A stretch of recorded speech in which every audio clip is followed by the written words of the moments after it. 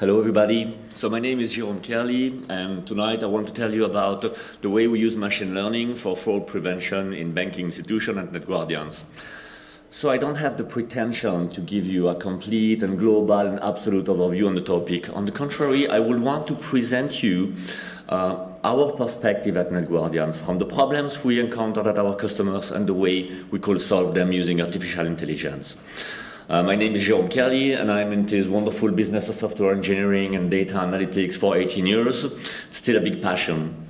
So maybe before I start, a few words about Net Guardians. Net Guardians is a Swiss software editor that has been founded in 2008, and after a pretty long incubation period, it really started to develop in 2012. It's been founded by two former students of the engineering school in Yverdon, and this is maybe the reason why it's still based in Yverdon. We develop a big data analytics platform that we deploy in banking institutions for one big key concern, which is fraud prevention on the large scale. And by fraud prevention, I mean as well internal fraud and external fraud. Internal fraud is when banking employees withdraw money from their employers, divert money from their employers. And external fraud is as much in banking fraud, credit card fraud, all the other attacks cyber criminals can imagine. Today we have around 60 employees, 650 customers. We double our sales turnover every year for 3 years, acquire a dozen of new customers, and we hope we'll continue doing that this year. And I myself am CTO at Net Guardians for 3.5 years now. So let's get started. Little bit of history. Before 2000, banking fraud detection relies mostly on manual controls, internal control, internal audit, or audits performed by external auditors, with all the usual issues of the approach. Internal control and auditors works with sampling, meaning a lot of frauds pass through the cracks. Of course, there are a few security checks implemented here and there on the operational system, or some business intelligence reports targeted at detecting fraud. But all in all, it's not considered a very big deal. And the year 2000, we are before the subprime crisis, we are before the South European countries' debt crisis. Margins are important, people trust banking institutions. All in all, the bankers are rather happy people, such as our friend here. Banking fraud exists, of course, but it is deemed not such a big deal. In the late 2000s, the cost of fraud, the maturity of the attackers, and the complexity of the attacks increased significantly. Banking institutions react by deploying quite massively specific analytics systems aimed at detecting and preventing fraud. All these systems at the time are rules engines, and most of them come from the anti-money laundering world. So not even specifically developed for fraud prevention. Net Guardians was founded at this time, and the Net Guardians Engine Screener platform was some sort of gigantic rule engine. By rule, I give you an example of what I mean at the bottom of the slide.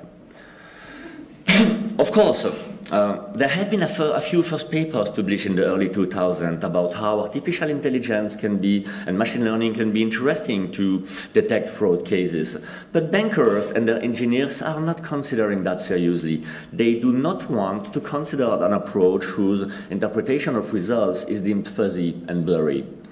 And let's just say that artificial intelligence at the time is just generating a lot of skepticism and condescension in banking institutions.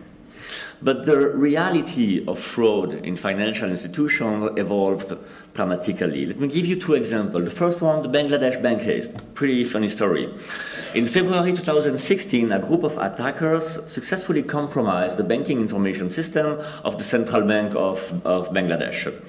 They successfully attacked the specific gateway used by the bank to reach the SWIFT network, and they use it to issue a set of transactions on the SWIFT network, transactions aimed at withdrawing money from the Bangladesh Central Bank Vostro accounts by the US Federal Reserve. And they successfully sent $81 million to the Philippines, where it has been laundered in the Filipino casino. After the fact, all the responsible of the financial institution involved, the Central Bank of Bangladesh, the US Federal Reserve, even the Prime Minister, the Financial Minister of Philippines, were all convinced that we would recover this money and find the cyber criminals. 2 years after, we know that we will never recover the money. We know that the attackers are untraceable and will never be found. $21 million, a team we believe to be between 15 and 20 persons. Now, of course, this is Bangladesh, right? And here we are in Europe. Even better, here we are in Switzerland. And let's say, army of massive security holes of the Bangladesh information system does not concern us, right? So let me give you another example. The Retefe worm. The Retefe worm is a worm developed for 4 years, by a group of cyber criminals targeting specifically the e-banking applications of small to medium-sized Austrian and Swiss financial institutions. It is 4 years old, and for 4 years, the cyber criminals keep evolving and maintaining it to counter antiviruses and the specific securities banking institutions put in place. It is 4 years old, and even today, it successfully steals money from between 10 and 90 banking sessions every day. And this is today in Switzerland. This is the reality to which banking institutions are confronted nowadays. Some numbers. The big one, 21 million, the Bangladesh bank heist. We estimate that in 2017, the total cost of fraud on the large scale has been $3,000 billion worldwide. Even further, cybersecurity ventures estimate that by 2021, the total cost of cybercrime will be $6,000 billion. And of course, a lot of it is internal fraud, right? And here in Switzerland, the maturity of the banking business, but also the security put in place in the banking information systems, make internal fraud more marginal. But external fraud is a cruel reality. Think of the Retefe worm. The consequence of that is that the traditional systems deployed in banking institutions to prevent fraud, rules, engines are beaten. Let me try to explain to you why with an example. Let's take the example of one customer, such as myself, who's using his banking account to pay his mortgage at the end of the month, his telephone bill, his taxes. If suddenly a transaction is input on the system that attempts to withdraw 20,000 Swiss francs from my account and send it in Nigeria, it's an anomaly. It should be blocked by the system. This should not happen. Now let's take another example. The example of a customer who is the responsible of acquisitions for a big corporation. The guy travels all over the world and pays providers, furnishers, with the corporate account in big amounts, right? In this case, it's on the contrary, a small transaction withdrawing money for a counterparty in Switzerland that should be blocked. That's the anomaly, right? And if you want to represent all the different situations, if you want to represent all the different situations of all the banking customers with rules, you end up defining hundreds of thousands of rules in your system, which is impossible. So only the most common rules can be defined, and as a consequence, a lot of frauds pass through the cracks. And, to catch the biggest fraud, you have to define limits in these rules that are sufficiently low to catch them, resulting in a huge amount of alerts to be generated by the system, requiring an army of analysts by the banking institution to analyze them. And all of that has huge financial impacts on the banks. Fraud is dead money.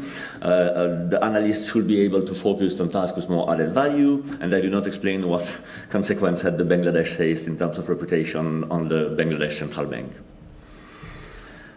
Something else is required to protect financial institutions, and artificial intelligence, machine learning provides the solution. In 2016, we started to deploy our first machine learning algorithm and approach within our system at NetGuardians. Our initial idea was to use the machine to analyze a very deep history of data, to analyze a very deep history of transaction, to learn about habits and behavior of individuals, customers or employees, and build dynamic profiles capturing these habits and behavior.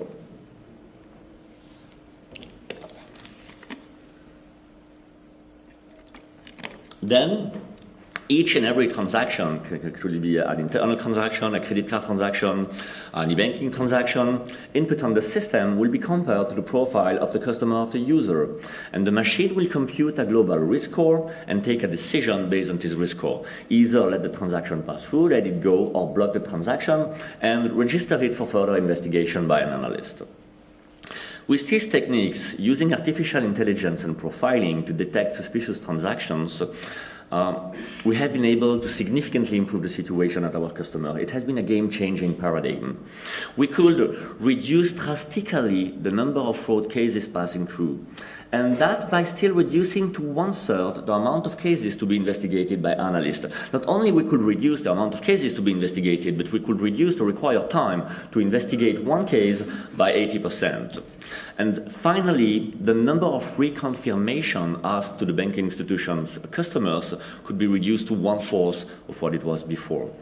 And this has obvious benefits for the financial institution, operational efficiency, financial gains, reputation, and so on.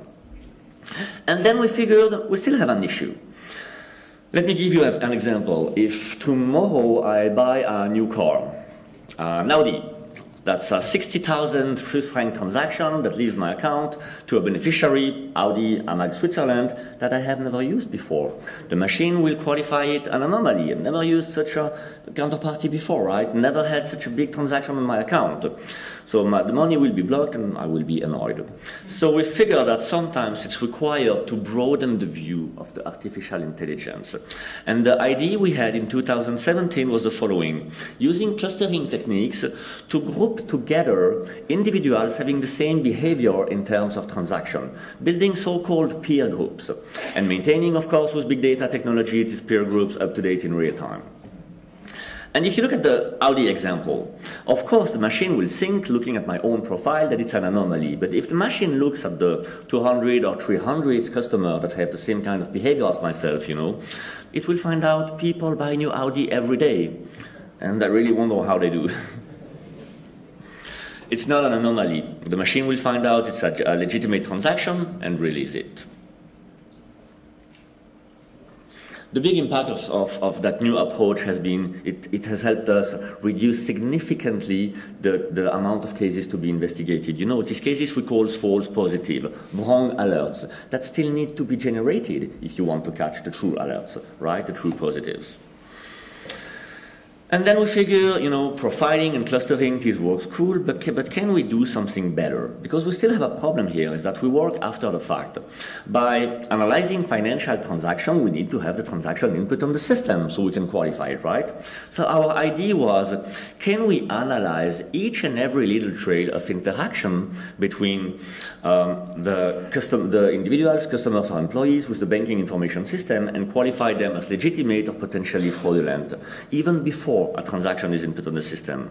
And this has required significantly different analysis techniques. Let me give you an example, for instance, with e-banking applications. This is the situation of a legitimate user, such as myself, logging the e-banking platform, checking the account balance, crying a few minutes in my case, and then inputting a first payment, validating it, second payment, validating it, third payment, validating it. Then I check the pending orders to make sure I did not forget anything, and if I'm fine, I quit the application. Now imagine that a worm successfully hijacks the e-banking session. The worm will have a completely different behavior. The worm will likely go very fast from logging to payment input to payment validation and log out. And here I'm only focusing on transition, but think of what if we consider user thinking time in front of the screen? What if we consider the speed at which the user types on the keyboard, right? And our idea has been to let the machine build probabilistic model of path to actions, using probabilistic learning to discover what is the usual path reaching a specific action or a specific interaction of the banking employee or customers. And with that, we are able to detect fraud before it happens. We are able, for instance, to qualify an e-banking session as potentially fraudulent before a transaction is input on the system. And this way we protect the privacy and the data of the banking institution customer. My conclusion on all of this will be the following. Today, the reality at our customers is the following. Artificial intelligence monitors each and every little trace of interaction between employees and customers and the banking information system, in addition to financial transactions, to secure banks and their customers. This is what AI does for us. A little note that I cannot refrain myself from saying is about science fiction versus reality. Today, science fiction is way in advance when it comes to artificial intelligence with reality. And because maybe of Elon Musk or Hawking or Hollywood, or maybe because of names we give to some approach, such as neural networks, you know. In its imagination, the public has the fantasy that this represents a supercomputer that will one take over the world. So let's agree on something. If we qualify weak artificial intelligence, an intelligence able to, you know, optimize a mathematical function or find a solution to a problem in a very strict and given context, or give an answer to a question in a very strict and given context, then we will call a strong artificial intelligence an intelligence able to contextualize, an intelligence able to show sensitivity or show emotions. And if the progresses in the world of weak artificial intelligence are today very impressive, amazing, and tremendous, let's agree that strong artificial intelligence is science fiction. We don't have today the littlest trail of a proof that we will one day be able to build a strong artificial intelligence. This does not mean that artificial intelligence is not interesting. Au contraire, applications are amazing. Let me give you one perspective on that. You know, if you consider the chess game, for instance, artificial intelligence has been beating chess masters for quite a long time now. But today, it is what we call the centaurs. Sometimes average players or amateur players augmented with artificial intelligence. Half man, half machine, that win all the freestyle parties on the internet. Today, these technologies give the best results not when they replace the human decision process, but when they support it. And this is called augmented intelligence. And augmented intelligence is precisely what we do at NetGuardians by providing the bankers with means to detect fraud and prevent fraud more efficiently. This closes my presentation. Thank you very much for listening.